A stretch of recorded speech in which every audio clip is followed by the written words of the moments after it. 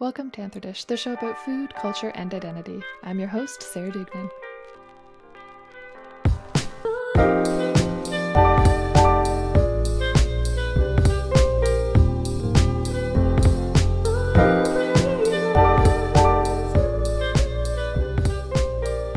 If you've listened to Anther Dish regularly over the last few years, you'll know Ren Navarro, and you'll know that she's a champion of diversity and inclusion within the beer industry and beyond. When I first interviewed Ren back in 2020, we looked at her Canadian consulting services through B.Diversity and B.Diversity, and the diversity problem within craft beer, specifically in Ontario. We've truly lived a lifetime of quote-unquote unprecedented events since that conversation. We saw the proliferation of Black Lives Matter events and movements spreading across America and Canada, heavy pressures for more equitable change, and DEI initiatives that took stronger footing through many industries that were reckoning with their own complicity. Yet, we're also living in a period where affirmative action has now been struck down across America, and DEI is making headlines again, but because CEOs have decided that they're done with it. So what does this mean for people like Ren who have built their businesses through this necessary and ongoing work? Who helps the activists that are pushing for safer and more supportive communities within brewing and outside of it? What do the follow-up sessions look like for breweries that head DEI consultations? Ren's here to explore these questions, as well as the very real challenges that come with this work for her. Burnout in a landscape where her job is good when things are bad in the world. Here's my conversation with Ren. All right, welcome back, Ren. How are you? I'm good, thanks. This is like lucky number 3. Yeah. Third time's a charm. Yeah. Although every interview I've thoroughly enjoyed, so. I was going to say this is my first chance to be charming. Okay. All right. Yeah. Well, I'm excited to have you back, but for people that are not familiar with your work, do you mind giving them a snapshot of who you are, where you're coming in from today, and the type of work that you do? Yeah. So I'm a Toronto kid based in Waterloo, and I run B.Diversity Group, which under the umbrella is B.Diversity and then Beer Diversity. So a lot of people know me for Beer Diversity, which I started in 2018. Was really about talking about diversity, equity, and inclusion in the beer realm and kind of the alcohol realms, mainly because that's what I was working in. And so it was like, you talk about what you see all the time and what you know. And then with time, it was just like, hey, everyone has a diversity problem. So why am I just talking to alcohol? And we're also getting to a period of time where people just don't drink the way they used to. They don't interact with alcohol the same way, but they still want to interact with diversity.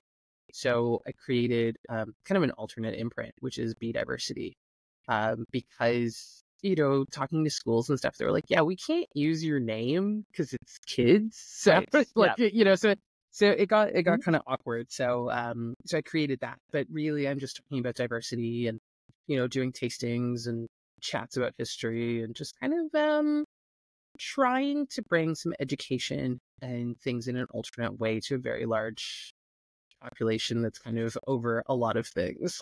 Yeah, I thought it was cool too. Like I've seen a lot this year from you where you're looking at like history of beer in a way that's like way more diverse and bringing in alternate perspectives, like not only in your teaching, but also like in your, what's it called, like TV appearances and stuff as well, which is cool. Yeah, because I think that, there's this assumption that people know more about alcohol than they do. But if you work in the industry, you're surrounded by people who know the same thing as you. And so once you get out of that and you start talking to people, you realize that like people don't know anything about these things, and the things that they do are really stereotypical, right? So we talk about craft beer, and immediately a very specific kind of drinker comes to mind, and it's always a guy, and he's usually white, and he's got a beard, and maybe he's wearing a lumberjack shirt.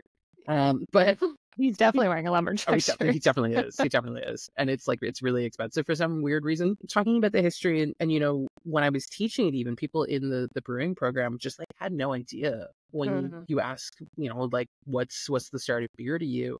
And they're talking monks in medieval times, and they're right. Yeah. And I'm like, you guys are the future of brewing, and you have no idea where this comes from. So talking to folks about Egypt and Mesopotamia and the fact that it's, in Asia, and it's women of color, and it's, it was considered part of cooking, and it was women's work. And it blows people's minds in a way that it's like, is it really supposed to be mind blowing? Like, I don't think so, but it is, because we don't talk about it.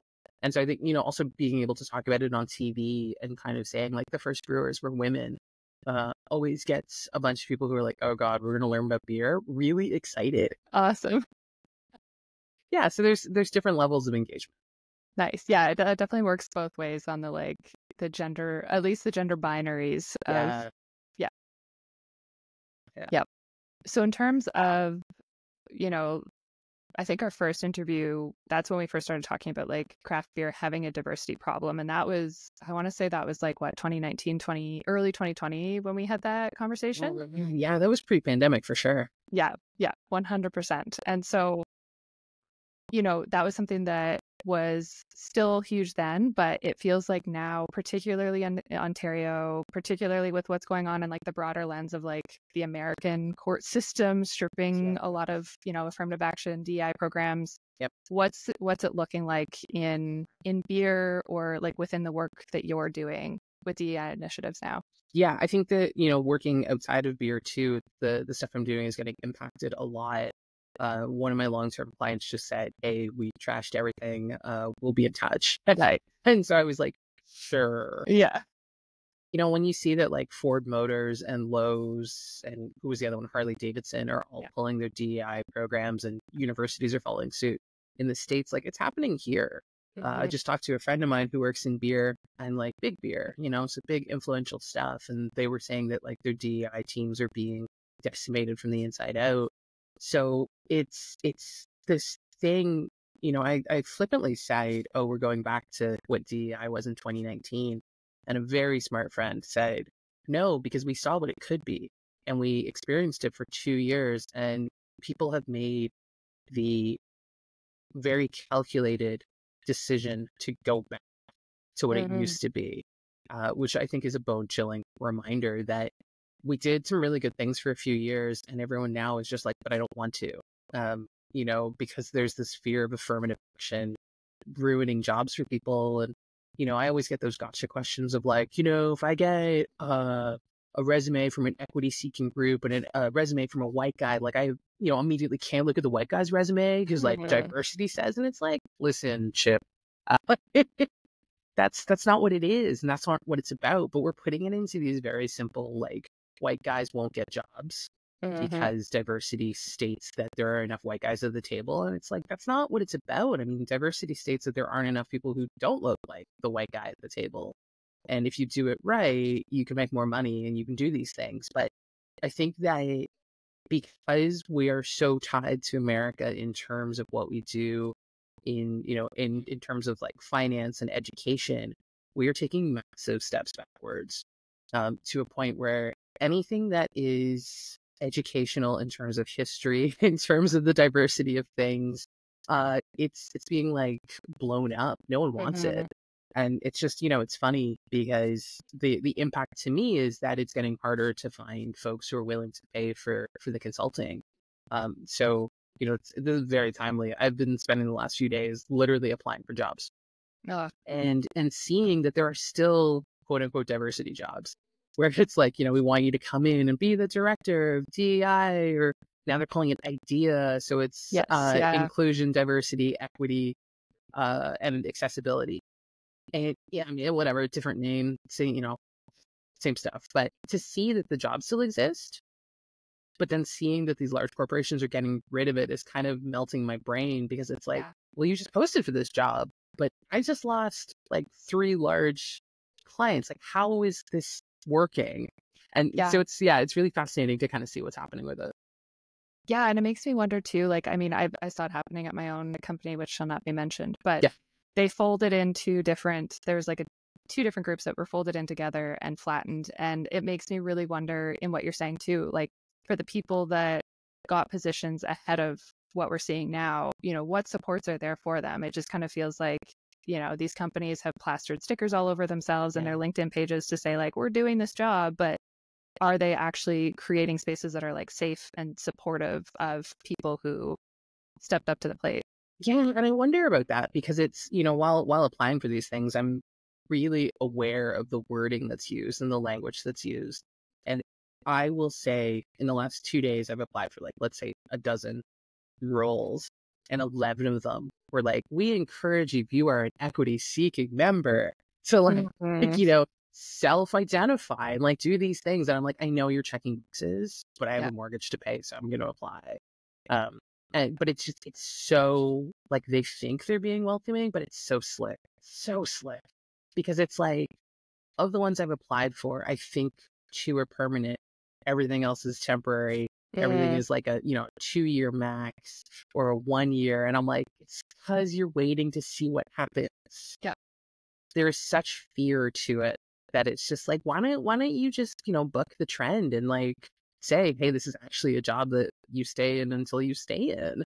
But everyone right now they're posting the jobs, but there's a lot. If you know what to look for, you realize that it's pretty grim.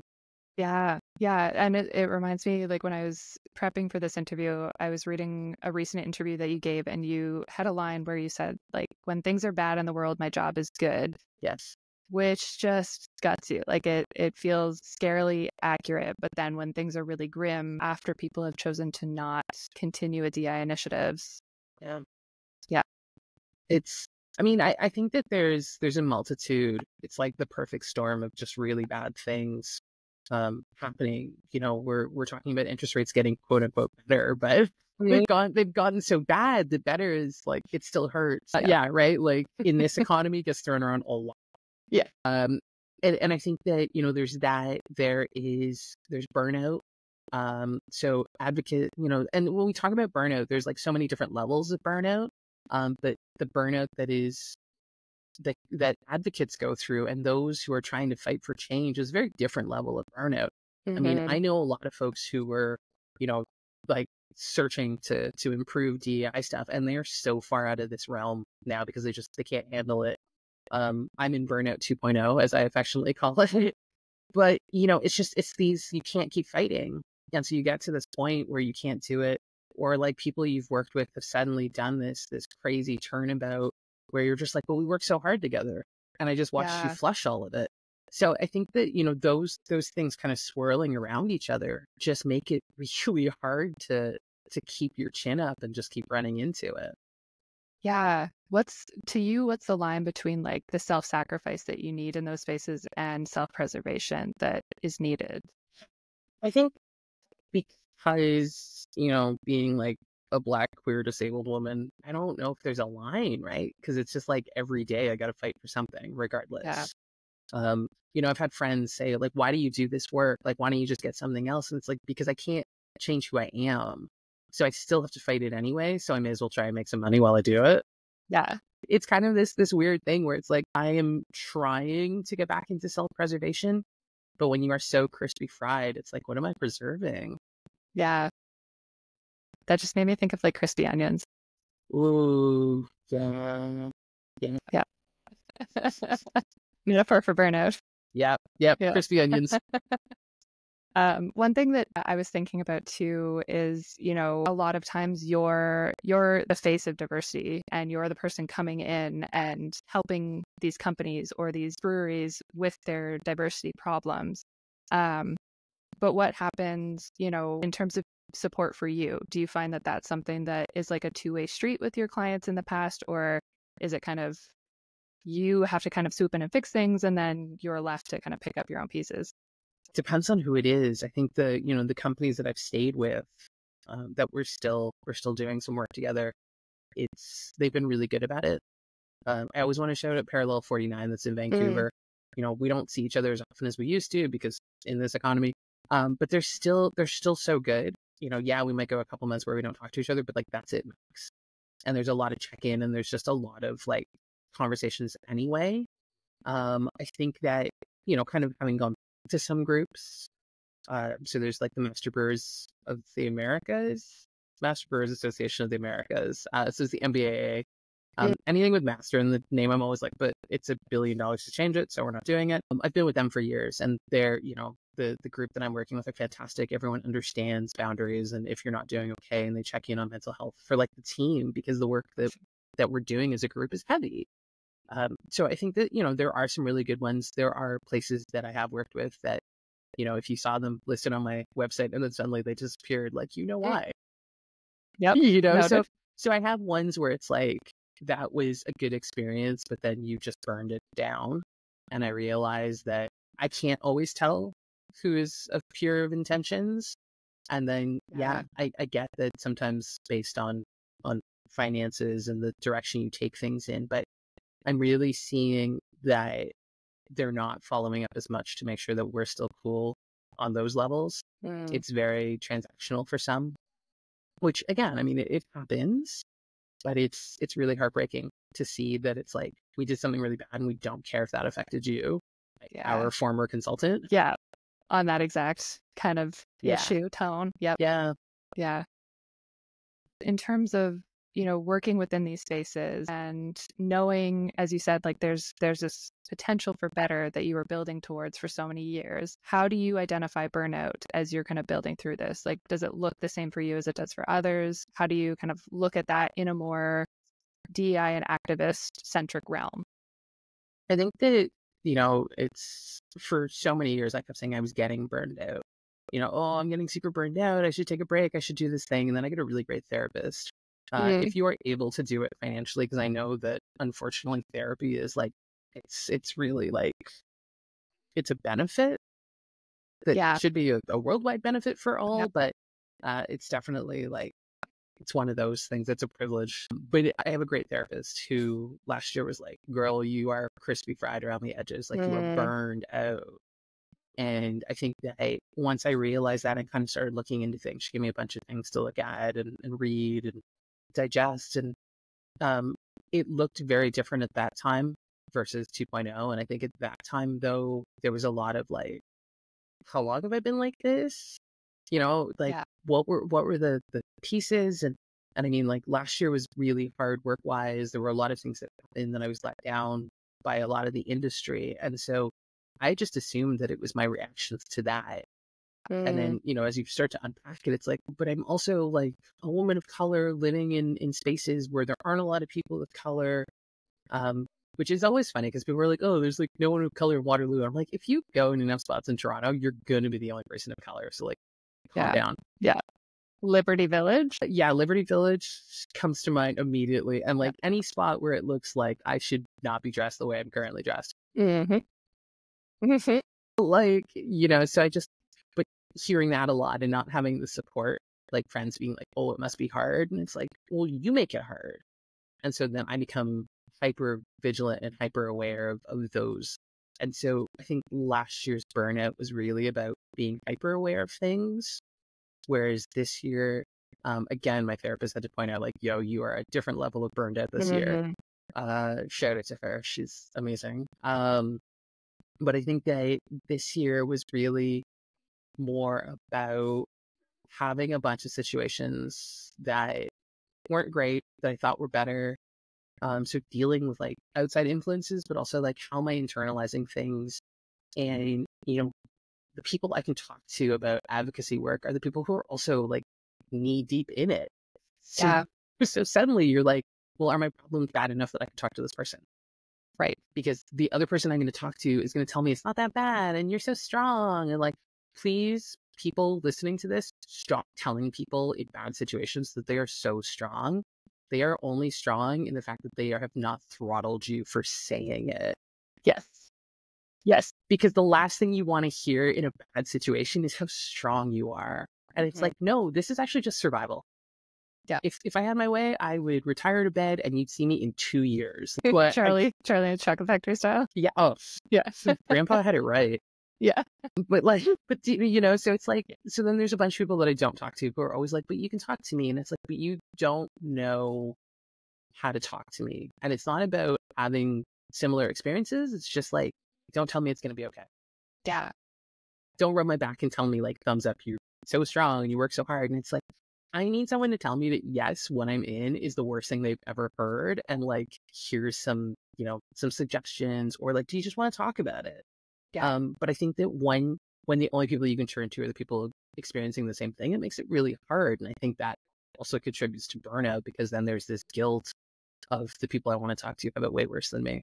Right. And then it becomes like an Olympics of burnout. Yes. It's the suffering Olympics. Yes, there it is. Yay. And yeah, it strikes me too. Like I was talking with someone earlier today around like the idea of hospitality, and, I'd imagine a lot of the people that you're working with are in realms within or adjacent to hospitality, but I find it's an interesting tension between that and the idea of being comfortable sitting with someone where they're at, like in burnout, in grief, in anger or frustration, and not having to like Pollyanna it into a resilient narrative. Yeah. Yeah. And I think that is a major shortcoming of our environments. Hospitality, you're supposed to be tough as nails and you're supposed to be able to deal with everything.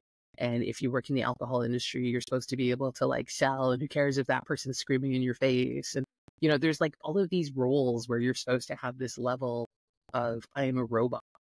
And we're not done with COVID. Like, we're still in a pandemic and we will be until the sun burns out. Yet you expect these people to put themselves at risk. You expect them to smile at you. And when they have a hard day, you're just like, oh, maybe tomorrow will be better. It's like, so it's like no wonder when, we had a mass exodus from hospitality, from alcohol of all kinds, bartenders, sales reps, people who were making the alcohol were like, I'm out. Yeah. That was most surprising. Yeah. And I think that it was because the reality of the pressures of it and not being able to deal with it properly, and understanding in some cases that you were dealing with it improperly when you could travel, right? Like, think of how many folks now, like, I don't know about you, but I have so many friends now who don't drive. Yeah. I Right? definitely cut down significantly after the first lockdown Yeah. upon realizing how much was being consumed. Oh, yeah. And I mean, I remember, starting to talk about non-alc stuff and friends teasing me and being like, oh, are you okay? Like, are you safe? Like, blink twice if you need help. And it was like, I just want to try what's out there. Yeah. But now when I post about non-alc beverages, people are excited about it. Yeah. And you realize that we're all kind of in this level of self-preservation, but we all got so burned out and so badly affected by what was happening that like we just kind of had to figure it. And we've all kind of come to it together, but like in this weird way. Yeah, like a puzzle piece that doesn't like quite fit, but we're all trying to like, I don't know. It's when you cheat on a Rubik's Cube and just move the sticker and the sticker's like starting to fall off. I didn't know you could do, oh my gosh. That's why I've never done a Rubik's Cube. No, I'm just showing my age. I don't think you still can do it. I think that they're actually like solidly on, because I'm going to investigate, but yeah. And it reminds me, like, I saw an essay come out in August, and it was written from someone in Gen Z who like grew up in the pandemic. And so they were saying like their generation in particular, like doesn't like going out, doesn't like drinking, doesn't like partying, and gets lambasted for these choices. But like when you think about it, and you think about that's like a really, really vulnerable age for people to kind of come up. They don't necessarily have the same ability to connect. And like, does alcohol have to be centered to it? Or, especially when you're living or coming up in a time where you're like in complete or near isolation. Yeah. And I think it just shows again where like the priorities lie with, I don't want to say with humanity, but with like parts of it. If you're Gen Z and you're like, I don't want to do these things, why are we making you feel bad about it? Like, that actually sounds heavenly. Yeah. That you can have a good relationship with alcohol and not spend a bunch of the club. Because we were always taught, like, you work really hard and then you party really hard, you play really hard, you hustle hard, right? Like this, all of this stuff that these younger generations are like, that's stupid. I don't want to do that. I want to go to therapy. I want to hang out with my friends. I want to talk about their feelings. Like, I want to try these like non-alcoholic drinks and I want to have a good time and like be fine at the end of the night. Whereas the rest of us are like in rehab, in therapy. We're like, and we're all reactionary in these things. Yeah. Right? Like no one was like, hey, maybe I'll just like do this. Yeah. And so it's just, again, it's like, where do we put our priorities? If you say you don't want to do the thing, we mock you for it because we want you to be as messed up as the rest of us. Yeah. Yeah. Right. Can't have a good time, Timmy. Come on. That's not how it works. Oh, it's such a messed up thing to think about, especially in a generational perspective. Yeah. I think in terms of anyone that's trying to like heal and recover and stabilize from years of, and like, I never thought about that concept of like work hard, play hard, hustle, like that. All of those messages that bombarded us for like, I want to say like 10 years. There's at least 10 years where easily. Yeah. That's why energy drinks. Remember, like you had the friend who like, I know they're so like the smell of them makes me green. But then part of that is because I used to do it. right? It was like Yeah. those caffeine pills and energy drinks, and you would work like 2 jobs where you got to sleep for 4 hours. If you were lucky, you had like one day off because they Yep. never overlapped properly. And Yep. like you wore it as a badge. It was like this weird badge of pride. And it's like, 20 years on, I'm like, man, that was the worst period of my life. Yeah. But you wouldn't know it in the time. And I think that like that's why, our generations don't understand burnout because Yeah. we just lived in it. We thought Yep. this was the norm. You're supposed to feel crappy. You're supposed to be like, I always have a bottle of like antacids on my desk. I like, Yep. all of it, right? Like it was such a like part of who we were. And I think to watch again, and I mean, I say these younger generations like I'm some old lady, but I am, and they are young. And I'm so proud of them for getting to this point of saying, no, I was, these kids like who were in lockdown who didn't get to be socialized. You're not missing anything. Mm-mm. Yeah, I think that there's definitely, I'm interested to see what happens in 10 years when they get older and start writing books on burnout and, books about how you deal with mental health. Because like friends my age all came out of lockdown and all of these moments of like finally discovering themselves. And it's like, how many of your friends found out they were neurospicy during lockdown, right? Many. Like Yeah. so many. Like almost my entire circle. Yeah, same. Yep. Same. Yep. But like younger generations know how to talk about it, know how to identify it. They're already like getting the assistance they need while we're just like tripping over the furniture in the dark. Yes, 100%. That's a very good analogy. Yeah.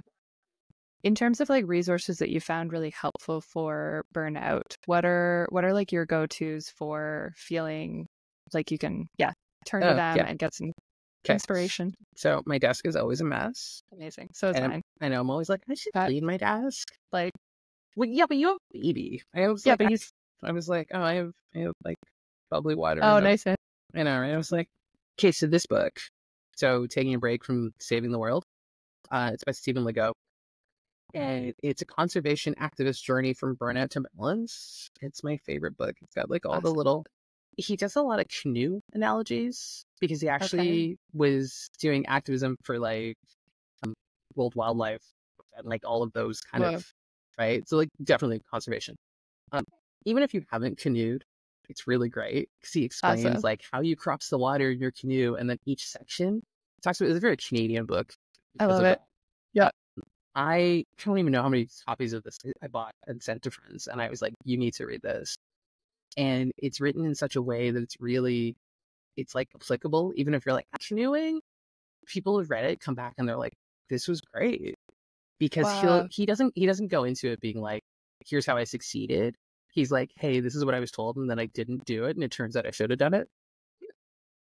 Relatable. Yeah. So that one's really great. There was I don't love Brene Brown. Sorry, everyone's gonna like at you for that, but that's fine. They can come at me. I don't either. I find her so irritating. Also and problematic. Oh, 100%. But she did an interview with the Nadowski sisters, I believe. They're twin sisters. They wrote a book on burnout, and the episode is great. My therapist was like, just listen to this. She's like, I know you love podcasts. And I was like, you can tune her out most of it. Excellent. Like she actually, like, from what I've been told by people, she's not bad in this one. But the sisters talk about these really great, like, identifying their book on burnout. You either love it or hate it. It's really women centric. Okay. And so it's very like, here's women. And unfortunately, the book doesn't really present itself that way. So like, a lot of the complaints were people being like, I bought this for my husband and he hated it. Because we'll just flip to like page 4. You'll understand it's not for him. Okay. But it's really quite interesting because it talks about kind of the like pains of being a woman and then the burnout and the guilt of it. And then you kind of trying not to. So that's been really great. And then my friend Hassel from Not 9 to 5. Yes. I know, right? The Burnout Challenge is what she recommended. So I just got that. I just started it. I'm only like page 30. It's really interesting because it talks about work. and kind of the challenge of like navigating. And so it's Okay. got I like historical aspects and facts. And so they were talking about the World Health Organization declared burnout a Mhm. real thing in 2019. And I was like, huh, that's so recent. Yeah. That's surprisingly recent. Yeah. I guess not that surprisingly. That's I was interesting. really surprised. I was really Yeah. surprised. Like not surprising in terms of thinking about like cultural norms around work grinds Yeah. being unchallenged for a long time. But yeah. Yeah. Yeah. But I mean, Cool. they kind of define like what burnout is in regards to, and it's like, if I hit these three things, which I was like, check, check, check. Yes. But yeah, so it's recent. But so that, and then, just trying to slow down a little bit, which feels impossible. But I think that also I'm being more open about things. And I've done this for a few years now, but being more open about the struggles and the things that I'm going through and understanding that not everyone's going to love it. I have had friends be like, yeah, that was a little heavy handed. And it's like, yeah, it was. Yeah. This wasn't for you. This was cathartic for me. So every so often I'll do that and just be like, super like, hey, this is not a good month and this is really difficult and here's why. Or just like, I need your support. I need you to be like a little nicer to me. Mhm. Or, people are coming for me on the internet. Like, I'm going to tag you in. Yep. Be prepared to Yep. be tagged in. So, yeah, I think that like those are kind of the three pieces. And just remembering that even though this is what I'm known for, this isn't what defines me anymore. Yeah. And that's the hardest part to remember.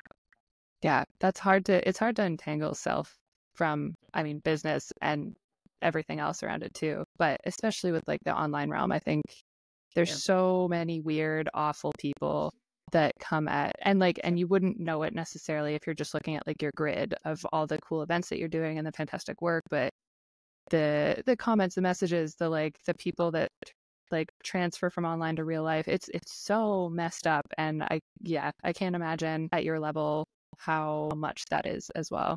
It's definitely like, I mean, it has over time started to calm down, but I think I'm also not putting myself out in the same way. Yeah. Because I had to stop, right? Like there's definitely like a big preservation of self. This documentary that was recently released, What Ails Us, Kathy Venningen did it, and it talks about me and Aaron Branson and kind of like what we went through and kind of the burnout that we both experienced trying to make the beer industry like a little bit better. Mhm. And it's like a short documentary. It's 22 minutes, I think. I got Is it accessible? I was It's curious. currently touring, so it's on Okay. the festival circuit. Okay, cool. So, but it will be soon. I'm sure it's amazing. But I get to watch it. It's part of her graduate project event, and I had to leave the room. I was in the toilets bawling, because I had never taken enough of a step back to watch what I was going through and to see. And I'm on screen for 10 minutes of the thing, and it just at the end it kind of says, Ren's taking the step back from working with the beer industry and doing these other things, and I was just like, whoa, this made it really real. And I think that seeing it on a big screen really helped hammer it and make me realize, like, yeah, I've done this since 2018 professionally, and I've done it since birth Yep. otherwise, but like it's a really weird wake up call to have it seen in such a way and kind of have this like, okay, I'm not doing okay. Now everyone knows I'm not doing okay, but I'm trying. And I think that reminder of I'm trying is what keeps me going. Yeah, that's really huge. And I think that transparency, like, I know it's not always easy to like show up and be honest about where you're at with stuff, but I think having that transparency is so key for people to just, again, like people just assume the best or they're uncomfortable with sitting with like the real things that are happening. So it's critical to be repeated. Yeah. Yeah. And I think the more we talk about it, the more we normalize it. And Yeah. like, listen to those younger generations who are like, listen, Yeah. you didn't have to go that hard. Yeah. Yep. Just ask Ray. Yeah. She'll be like, sit down, have some Right? popcorn, go. Yeah. Like I think that, we've also, like, at our house, we play a lot of Mario Superstars, like Mario Cool. Party, and it is probably one of the best things, and I look forward to it all the time. And it is such a like turn your brain off. Mhm. But you're not running away from stuff. You're still like you're present in the moment of everything. But it's a couple hours of just playing games and just hanging out and being upset because Bowser stole your coins. And I think everyone needs to find something like that where it's just like you can unplug. You can do it for as long as you want, right? It could be 15 minutes, it could be 2 hours, but just having that little break, it makes all the difference. Truly. I am at the risk of completely nerding myself out. I wasn't allowed to play video games when I grew up at all, so I'm very bad at them, but I was allowed to play Nancy Drew like CD-ROM games. So I have those, and that's my like they just put out a new one for the first time in 10 years because they had to switch platforms. Right. And no one cares except for me, but I'm like, yes, love it. still the newsletter, but Oh it's my God, that that's level the of joy. best. Yeah, right. But I think it's like, like Marie Kondo and the whole like, does this spark joy? Yeah. It can be the most basic thing. And that's all you need to hold on to. And it's the thing that like no one can take away from you. It's the thing that no matter how it ages, you will still go back to it and still have all the fun or like have the memory. Like, one of the, I always like, I stopped saying one of the dumbest things because I was like, it's not dumb. One of the things that made me super happy was I bought myself a Grumpy Care Bear because Grumpy was my favorite Care Bear. And so he sits over my shoulder. So when I'm on video calls, there he is. It's a Care Bear. Yeah. What he was my favorite as a kid. He's my favorite as an adult. Like, He's a great Care Bear. But like, just do one thing. Just do one thing that either makes your inner child happy or the thing you couldn't do as a kid that you can do as an adult. Go do it. And if anyone is like, tries to yuck your yum, just be like, listen, you have the thing too. This is my thing. That's it. Exactly. Yeah. I'm trying to remember now. There's a quote in a book that I read a while ago that was like really good about that. And Samantha Irby. And it was an essay about how if anyone tries to say like that this fun, cool thing that you think is fun and cool is dumb, you can just say, I like it, and then move on. I love her. But like, that's the thing, right? Like, you don't have to convince someone else that it's cool because they're not going to do it. Like, Exactly. This is your thing. And I mean, it's so funny because it's like all the stuff that I have on display in my office is stuff that just like makes me happy. Same. Right? Like, I mean, it's like everything is really random. Some of it's like super nerdy and intellectual, and some of it's a Grumpy Care Bear. And one is Xena Princess Warrior action figure. Amazing. But I can kind of see it. yeah, right. So it's just yeah. like these little things where it's just like, listen, it's there to just spark some joy. Exactly. It's so needed. Well, Ren, thank you so much for taking the time to come back on. It's always like so much fun and it's always so insightful chatting with you. Thank you so much. This was so great. I mean, I'm just going to keep coming back. I just want to keep getting my stamps. I'm fine with it. I think like at least once a season. That's our new. Excellent. Do you mind sharing where people can find you online if they want to follow along your journey? Yeah, for sure. On Instagram, it is B.Diversity Group. And the website is also B.diversitygroup.com. There is a lot of media upload stuff there. So if you want to see like kind of not just what I'm up to, but what I'm actually doing, it's on there. There is an event section that occasionally I remember to update. Awesome. Thank you, Ren. Thank you. That was Ren Navarro. I've linked her B.Diversity consulting page and social media in the show notes below if you want to follow along and learn more or work with her. You can also find all this at our website at anthordish.com under episodes. Thank you so much for listening to Anthordish Podcast. Subscribe to the show on Apple, Spotify, or wherever you get your podcasts. And if you like the show, please rate us on Apple Podcasts to help get the word out. For more Anthordish, sign up for my newsletter at sarahdougnan.substack.com or find me on TikTok, Instagram, or Facebook at Anthordish Podcast. I always love hearing from you and what you're thinking about food. Sound editing, intro music, and production was done by Lucas Wojcicki at lucassound.com. Anthordish is produced in partnership with the American Anthropological Association. Thank you so much for tuning in, and we'll catch you next week.